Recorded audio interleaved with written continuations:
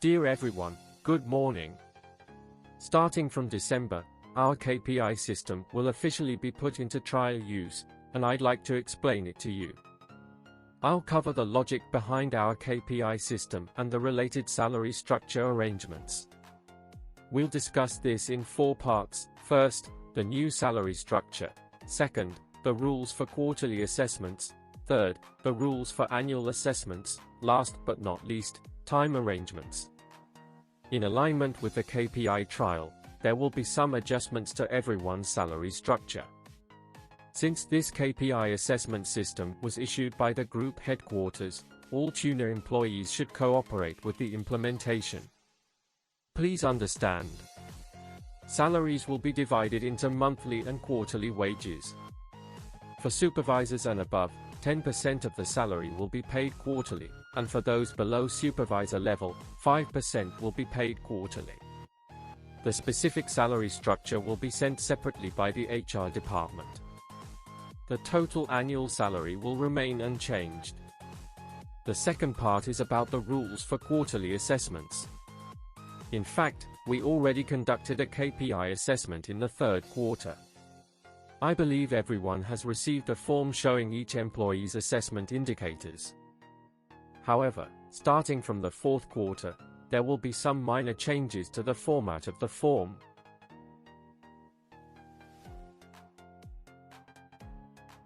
How are test scores assessed? The total score now consists of 2 parts, examination score and bonus value. We will talk about them one by one. First is the examination score. It is based on each individual's performance indicators, and the examination score is determined by the completion of these weighted tasks. I think there will be no confusion to understand this, because all of us have got these indicators 3 months ago. Secondly, the bonus value. As for the details of bonus value allocation, you can refer to our KPI system document Rules 8.4. Yes, this document which I have shared in our group. In this document, Rules 8.4 has shown the bonus points details clearly. And the department head has the authority to request these extra points. Now, after obtaining these scores, the next question is how they will be used, which brings us to this form. As we can see, different scores correspond to different coefficients, and these coefficients relate to various rewards and penalties, which we can see here. Our main focus is on coefficient 1, which corresponds to scores ranging from 85 to 95 points.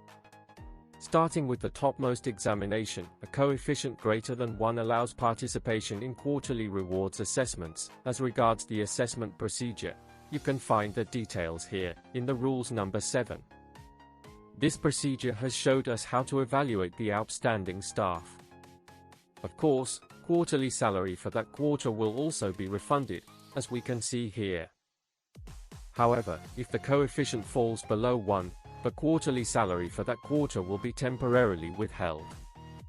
When this happens, the department head will initiate a discussion with the staff to develop an improvement plan. If the coefficient remains below 1, the staff will be ineligible for annual awards, promotions, and salary raises. As we know, there are only 4 quarters in a year, and if an staff's coefficient falls below 1 2 or more times, the HR department will intervene for evaluation. Depending on the outcome, it may result in a job transfer or termination, with corresponding deductions of the quarterly salaries. I hope all of us can understand this. Moreover, all staffs who have passed their probationary period are subject to these deductions, while staff still in their probationary period are not involved in KPI assessments or bonus distribution. As we can see here. By the way, the trial run of this system begins in December, so most of the staff salary in hand is less than the previous month. However, the deduction will be refunded. And I will tell the refunded time later.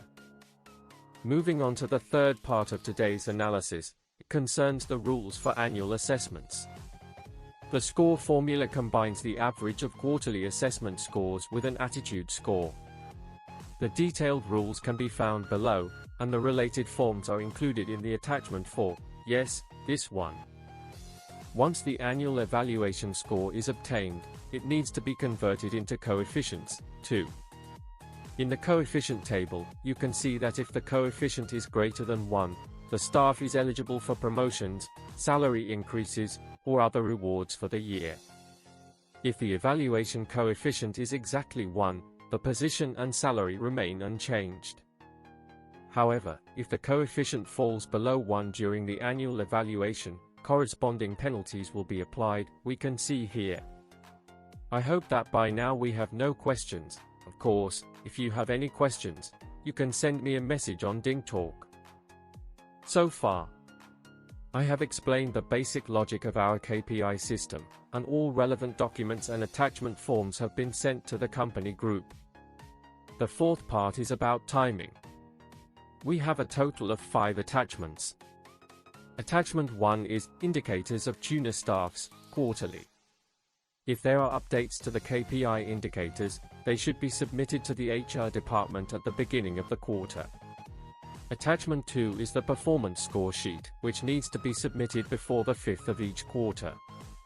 Attachment 3 will be filled out by the HR department temporarily. Attachment 4 is for annual assessments and should be submitted together with the Attachment 2 of the 4th quarter of the previous year. This means that by January 5th of each year, 2 forms need to be submitted, one for the performance score in the 4th quarter and the other for the annual KPI assessment. Then, the next is this salary and quarterly salary releasing time. I think all our staff are getting salary before 7th of each month. However, as regards the KPI deductions, the releasing date will be before 20th of next quarter. For example, first quarter deduction will be released before April 20th, the second quarter deduction will be released before July 20th. And the third quarter deduction will be released before October 20th, last but not least the fourth quarter deduction will be released on January 20th of next year. The trial operation of this system begins in December 2023. Quarterly salary deductions from staff salaries, either 5% or 10%, will start in this month calculation. As I have said just now, as long as the assessment coefficient is not less than 1, these deductions will be distributed before the 20th of the following quarter. This KPI management measures implementation will begin in the first quarter of 2024 if there is no problem during the trial operation period. That is all. Thanks for your time, and please send the DingTalk MSG to me if you have any questions or need further clarification.